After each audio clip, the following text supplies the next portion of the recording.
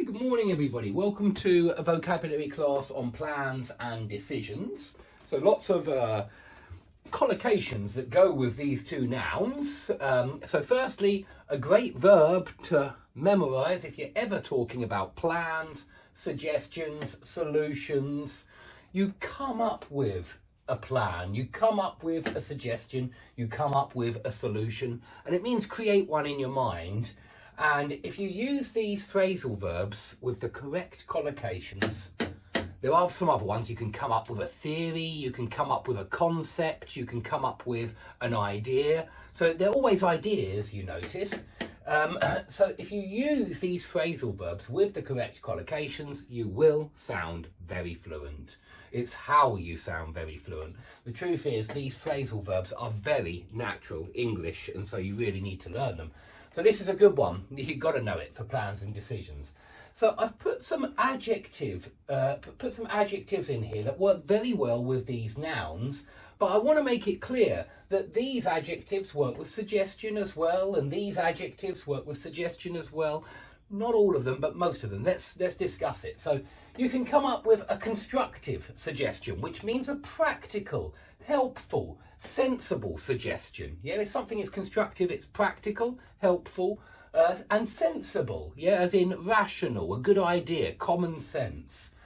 Now, if you come up with a tentative suggestion, this means that you come up with a suggestion that you're not sure will be a good one. You're not sure that it's a good suggestion, but it's a tentative suggestion that you put out there just as a suggestion, but you haven't thought things through yet. You haven't considered every eventuality, which means that you haven't considered if the suggestion has some weaknesses or disadvantages. So that's a tentative suggestion where you're not sure if it's a good suggestion. You can come up with a tentative plan as well, or a tentative solution where you're not sure if it's a good plan or a good solution, but you're putting it out there for consideration. Yeah, but you haven't considered all the pitfalls, all the potential pitfalls yet. Yeah, remember, pitfalls are difficulties that you might have with any kind of future plan. We talk about the pitfalls. They're the risks, the things that might go wrong. So any tentative plan or suggestion or solution has not been thought through yet. It's just it might not be the best idea. That's the idea. It's tentative. Okay, if you come up with a ludicrous or but bizarre suggestion, that sounds like a bad suggestion to me. It sounds like it's ridiculous, it's bizarre, it's probably not very constructive, not very practical. Okay, but you can certainly talk about a ludicrous plan, a bizarre solution. Okay, if you can, some good words here for plan, cunning. We often talk about to come up with a cunning plan, a clever plan, yeah?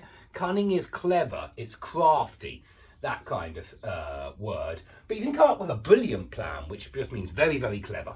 Yeah, cunning is more like as cunning as a fox, it's a sly plan.